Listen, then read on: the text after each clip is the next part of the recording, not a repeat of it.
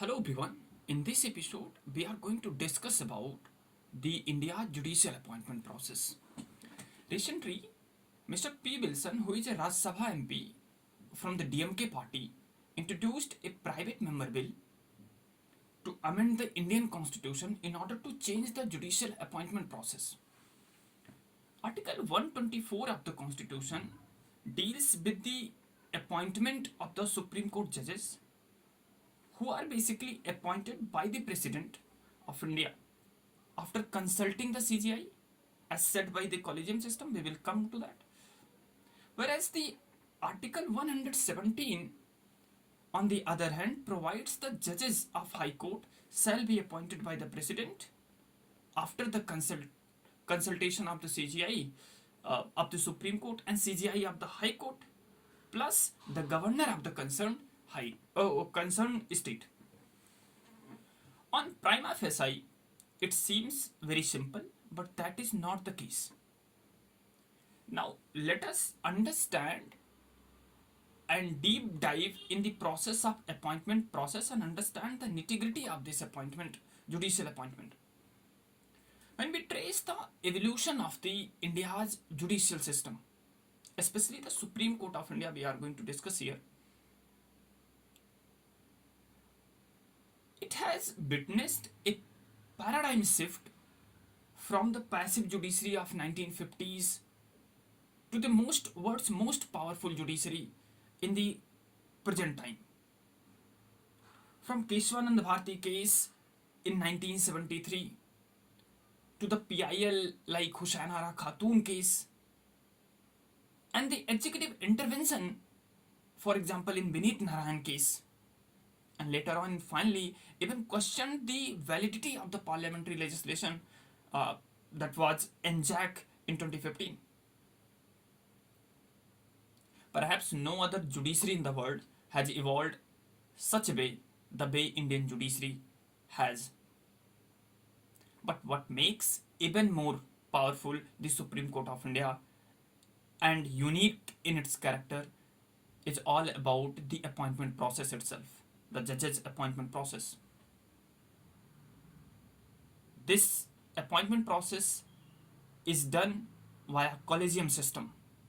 This Collegium system consists of CGI plus 4 the senior most judges of the Supreme Court for the appointment of the Supreme Court judges. On the other hand, the CGI plus 2 senior most judges for the appointment of High Court judges. This is the Collegium system. This Collegium system, basically the Collegium decide the name and send to the President for the appointment and President appoint the judge. Now the interesting story starts from here. The tussle between the government and the judiciary, that means between the judiciary and the executive, that means the government, is not new in Indian politics. And over a period of time, it got heated, especially in early 1980s. Earlier, government used to appoint the judges after the consultation of the CGI. That was the norms. In 1981, a senior lawyer, Mr. D.P. Gupta, approached the Supreme Court and asked clarification of the government role in the appointment process of the judges. This 1981 popular case today and we call it the first judge case. Supreme Court clarified here government or executive has the upper hand in the appointment process of the judges. That means while government is going to consult with the CGI, this consultation is not binding on the government. That means the consultation with the CGI is not equal to the concurrence of CGI. In simple words, when President consult with CGI, the advice given by the CGI is not binding on the President. Correct? But in early 1990s, some appointment of the judges became controversial. For example, some cases in Punjab, etc.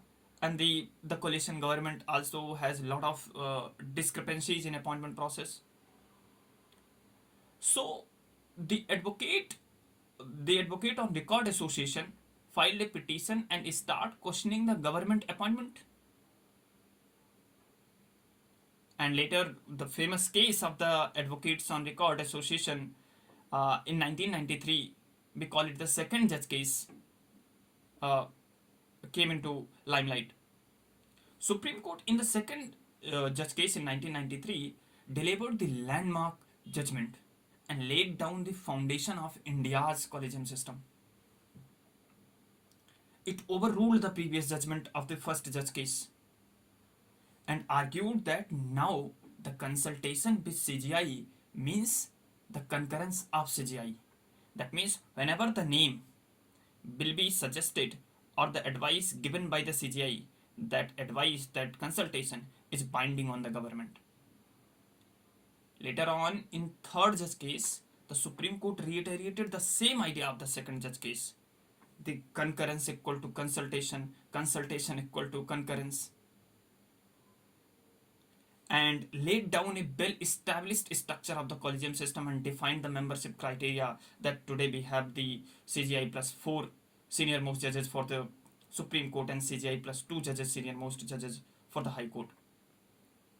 This is what we today have, through which we appoint the judges of the Supreme Court and High Court. And one more important thing, once this collegium will send name to the president, president can send back it only once. And if the same collegium, CGI, will recommend the same name again, reiterate the same name again, then government, the president, that means the executive, has no other option but to appoint the judge. That means now the consultation with CGI becomes the concurrence, and the recommendation of the CGI, the recommendation made by the CGI, is now binding on the government, and government has no other option but to appoint. But as I said, this tug of war between the judiciary and executives is not new in Indian politics. Whenever in Indian politics has witnessed the majoritarian form of the government, they try to pull down the judiciary.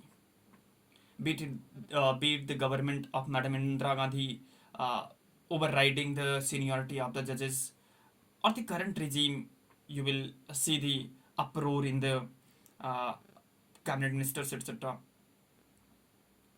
Now, let us directly jump to 2014. Year 2014, a revolutionary shift in India's electoral system. New government came into power. The government tried one more attempt to alter this collegium system. Parliament passed 99th Constitution Amendment Act and created a new commission, we call it NJAC, National Judicial Appointment Commission, for the appointment of the judges. Now, the idea was to replace the existing collegium system. This NJAC have 6 members. 3 will come from the side of the judiciary, 3 will come from the side of the government. And this collegium system, the 6 members, will recommend the name to the president for the appointment. However, the same advocate on record association again challenged this parliamentary amendment itself.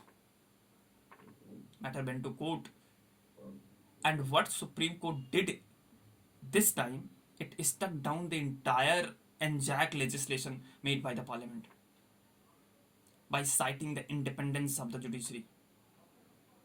Supreme Court argues that NJAC is hampering the independence of the judiciary, and which is a basic structure of the doctrine evolved from the Kesavananda Bharati case.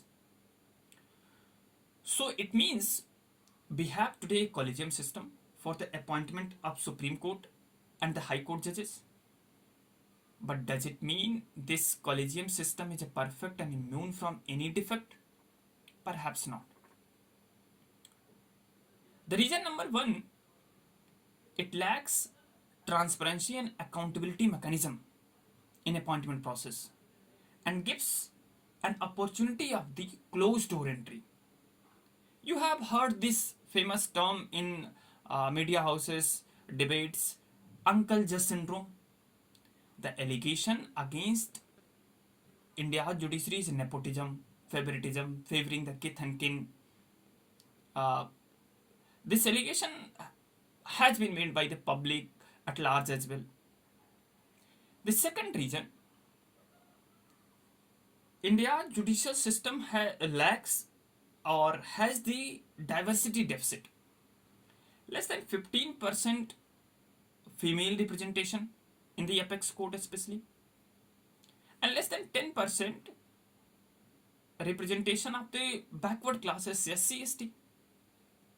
That shows how uneven structure prevails in the India judicial system. And third, don't you think this is the violation of the separation of power itself? On the one side, the same Supreme Court is a champion of the separation of power. On the other side, while the case of the appointment of the judges itself, they forget about the entire principle. And one more problem is because of this binding nature of the Collegium recommendation, government often delayed appointment of the judges, and this is why you will see various vacancies in judiciary. There is no common ground to solve that deadlock, so generally government delay the appointment process if they have disagreement with the names. Last but not least, India is a parliamentary democracy, but here what is happening? One of the most important organs of the government is immune from public representation and unchecked. That means undermining the public mandate itself. But what are the way ahead? How the Indian judiciary should walk on the tightrope of the separation of power? Because having executive influence in the appointment process of the judges itself is problematic. It will hamper the institution and its independent character. For example, we can see the same case with the Election Commission of India and its appointment process because of the executive influence. Let us see what are the way ahead. For that, we need to learn from some global practices. For example, Britain, where a 15-member judicial appointment commission decides the name. This 15-member judicial appointment commission will send the name and they appoint the judges of the Supreme Court. So one way to revive the NJAC structure but enlarge the membership criteria and make it even more democratic and representative. Second, set a detailed criteria for the selection of the judges. Third, do audio video recording of the Collegium discussion. Fourth, as a law commission suggested, set up a national judiciary or set up a national judicial service, including higher judiciary for the transparent transfer and appointment of the judges. Last but not the least, maintain the diversity in the judicial system. Have at least one women representation in Collegium discussion mandatory. Make it mandatory. India judiciary has done the chemotherapy of Indian politics. Be it in 1990s, the famous SR Bombay case that defined the federalism of Indian constitution, or the cases like electoral bonds, the ADR case of 2024. Time and again, from ensuring women's safety and security in Visakha guidelines to Navtej Singh Johar case to protect the dignity of an individual. Indian judiciary has done a social revolution. It stands on its toe whenever people called it.